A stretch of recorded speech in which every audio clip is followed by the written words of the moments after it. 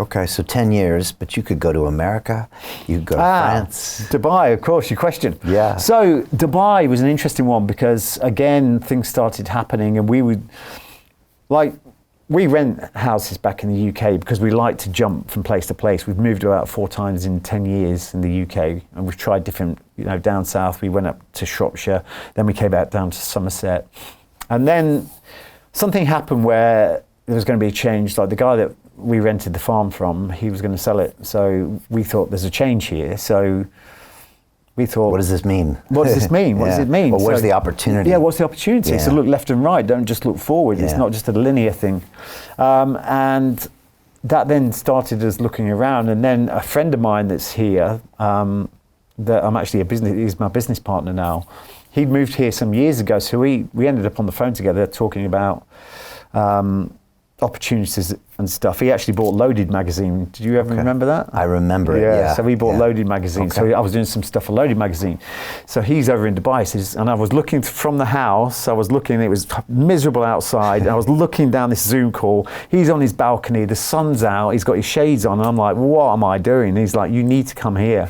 And I thought my wife had never embraced that. And then a few months later, a really good friend of mine, Jimmy Narain, who's actually staying at my house now, who's a digital nomad who travels all over the world, came to stay with us. And I left him with my wife in the kitchen talking while I went out and did something. Before I knew it, I came back and my wife said, why don't we go to Dubai? And my wife is the kind of person that will say something, but then she'll procrastinate on that and then find 100 reasons why not to do it. I'd book the flights by the next day.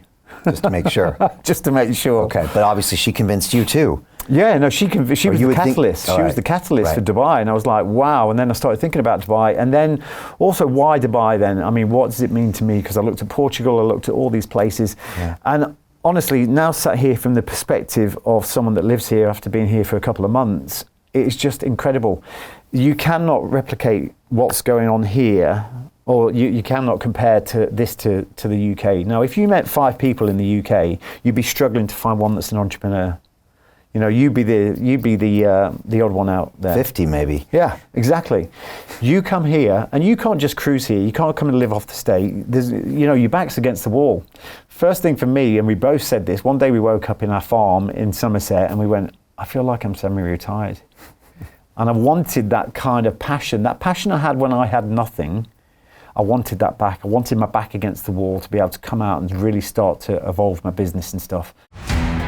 How do you get out of a rat race? How do you create wealth not only for yourself, but also for the generations to come after? I am absolutely amazed with the quality of companies that we're getting exposure to. We go on to Zoom calls with the innovators and the folks who are building new applications in metaverse, blockchain, artificial intelligence, decentralized finance. What's going on, everybody? Thumbs up if you can see me. We are focusing on early stage investment. And the quality of people that we're getting exposure to, whether it be Dan Tapiero with 1RT, Jason Ma from Open, Yatsu from Animoca. It's been a phenomenal experience thus far.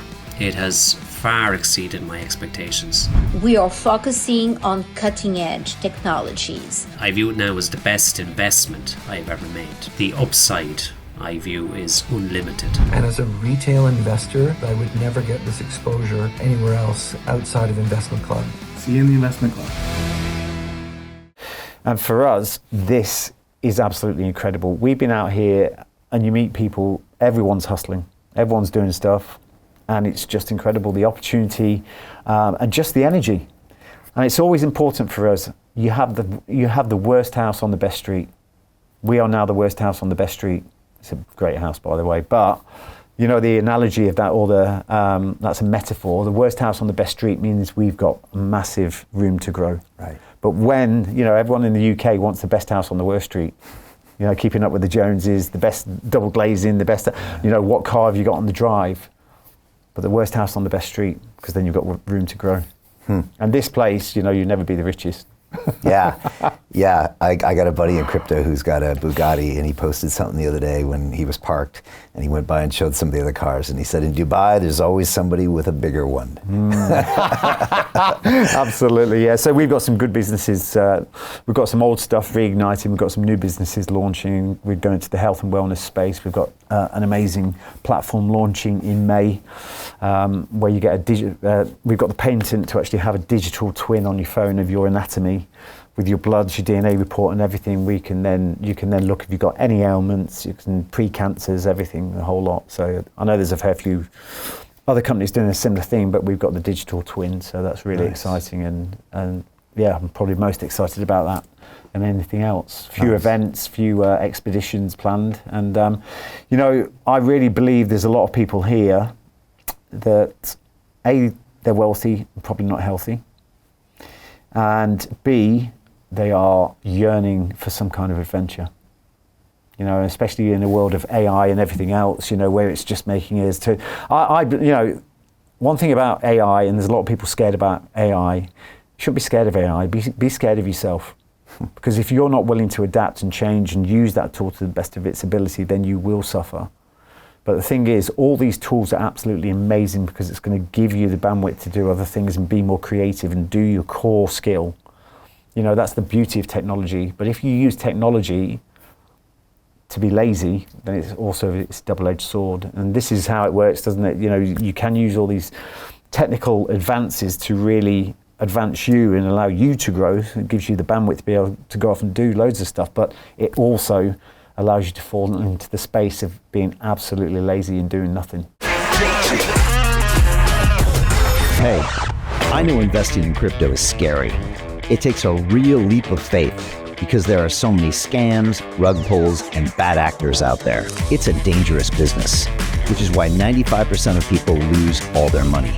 Well, that's why I created the London Real Investment Club, so you can access the hottest deals on the planet and use the crypto bull market to create the generational wealth that you deserve. Join my team of over 100 people from around the world that are making millions of dollars behind the scenes investing in blockchain, AI, Web3 games, DeFi, Bitcoin, and more.